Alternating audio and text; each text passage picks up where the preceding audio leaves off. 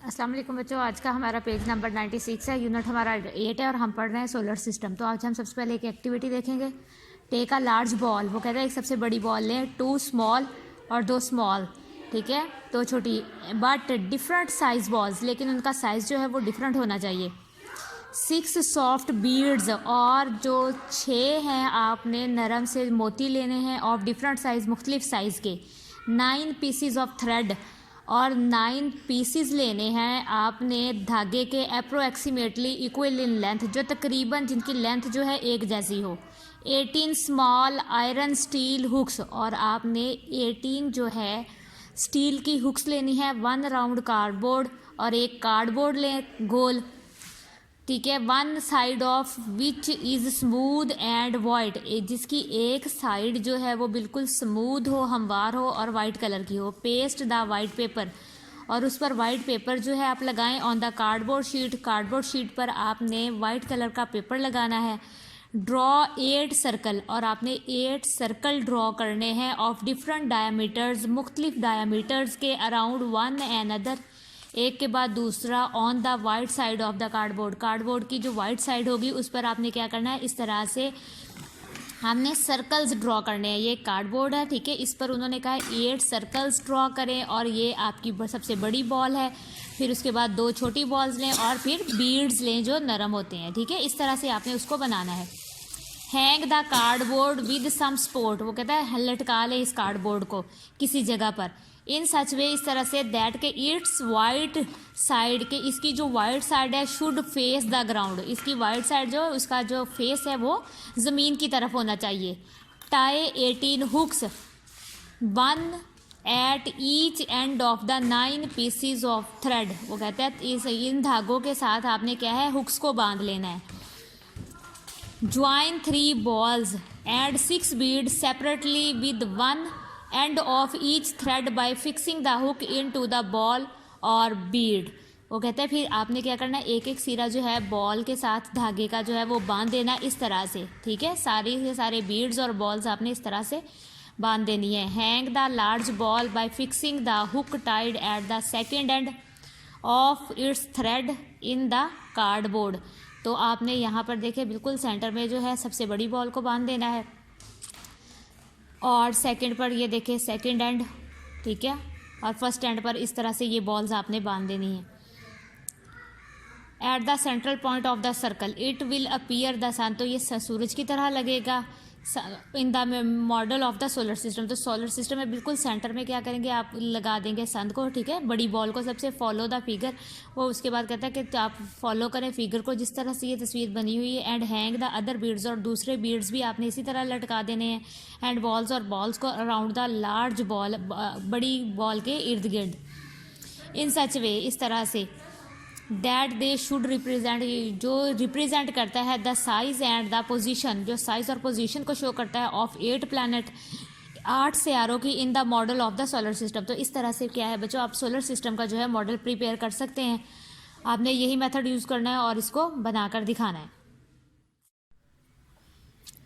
Do you know बच्चों, आपने देखे Venus, Mars, Jupiter and Saturn are the planets, ये वो प्लैनेट्स हैं which can be seen without the telescope, जिसको हम टेलीस्कोप के बगैर देख सकते हैं, ठीक है। ये इतने बड़े हैं, मतलब Venus, Mars, Jupiter and Saturn, कि हम इनको टेलीस्कोप के बगैर भी देख सकते हैं। अदर प्लैनेट्स, जो दूसरे सियारे हैं, आर सो फॉर, ये बहुत ज़्यादा दूर है, दैट वी कैन नॉट सी, जिनको हम देख नहीं सकते विदाउट टेलीस्कोप, इन बाकियों को जो है हम टेलीस्कोप के बगैर नहीं देख सकते। नेचुरल सैटेलाइट, कुदरती सैटेलाइट क्या होती है इन अ सोलर सिस्टम, निज़ाम शमसी में कुदरती satellite. A satellite is an object, satellite एक चीज़ है, दैट ऑर्बिट, जो गर्दिश करती है, बिगर मास, ठीक है, और जिसका बहुत बड़ा मास होता है। The moon is a satellite, moon जो है, चांद जो है, एक सैटेलाइट है ऑफ द अर्थ, ज़मीन की। तो आपने याद रखना है चांद जो है वो सैटेलाइट है ज़मीन की। मार्स हैज़ 2 मून्स, और मार्स के 2 मून हैं। सिमिलरली, इसी तरह से, मोस्ट अदर प्लैनेट्स, वो दूसरे बहुत सारे सियारे, हैव सैटेलाइट्स, उनकी भी सैटेलाइट्स हैं। दे ऑर्बिट अराउंड देम, वो इन्हीं के गिर्द, ठीक है, गर्दिश करती है, बाकी की सैटेलाइट, हर प्लैनेट की अपने अपने सैटेलाइट्स हैं, ठीक है, जो उसके गिर्द घूमती हैं। दीज आर नेचुरल सैटेलाइट्स, इनको नेचुरल सैटेलाइट्स कहा जाता है। दीज नेचुरल सैटेलाइट्स, ये जो कुदरती सैटेलाइट्स हैं, are usually termed as moon, इनको हम मून का नाम देते हैं। यानी हर सियारे की अपनी सैटेलाइट है तो हम उसको क्या कहते हैं, वो हर सियारे का मतलब अपना मून है। अब वो कहता है, डू यू नो, कि आप जानते हैं, साइंटिस्ट हैव लॉन्च्ड, साइंसदानों ने भी बहुत सारी सेवरल सैटेलाइट्स, आर्टिफिशियल सैटेलाइट्स बनाई हैं in to the space for space research. कहते हैं कि साइंसदानों ने मुख्तलिफ़ किस्म की मसनूई सैटेलाइट्स बनाई हैं खला की तहकीकात के लिए, खुद से मतलब खला में जो है सैटेलाइट्स को भेजा है। आर्टिफिशियल सैटेलाइट, जो मसनूई सैटेलाइट्स होती हैं, are sent in to the space, ये खला में भेजी जाती हैं with the help of rockets, rockets की मदद से इनको खला में भेजा जाता है।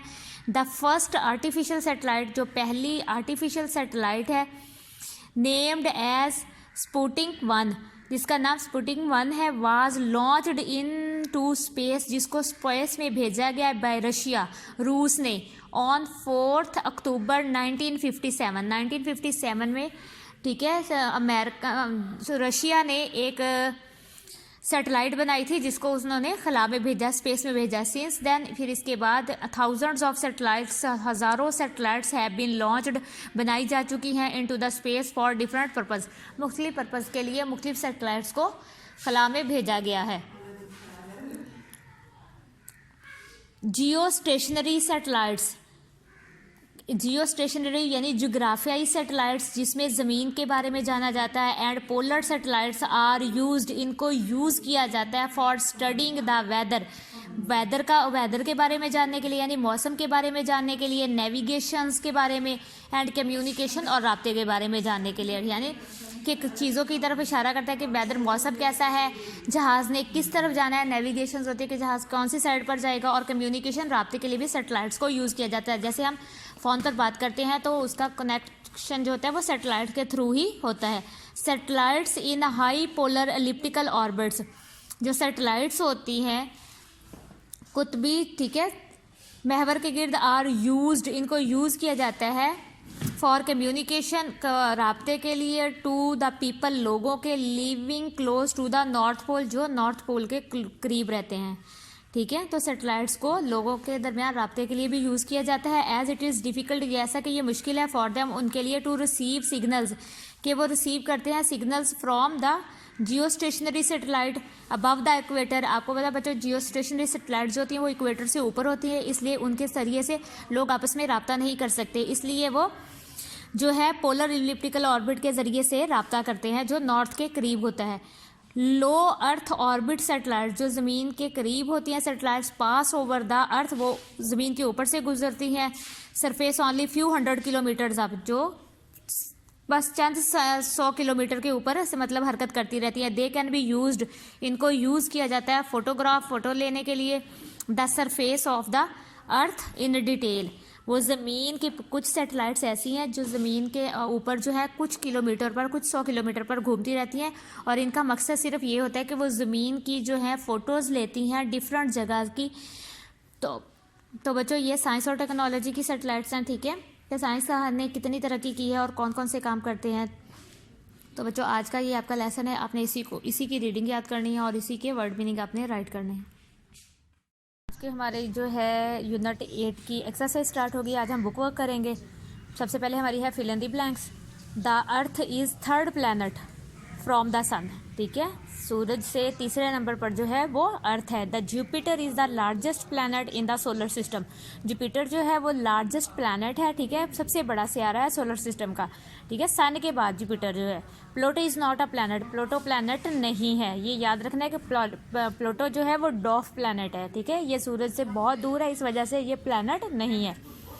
The artificial satellite, the first artificial satellite, पहली जो मसनूई सैटेलाइट थी, नेम्ड एज, उसका नेम था स्पुतनिक 1,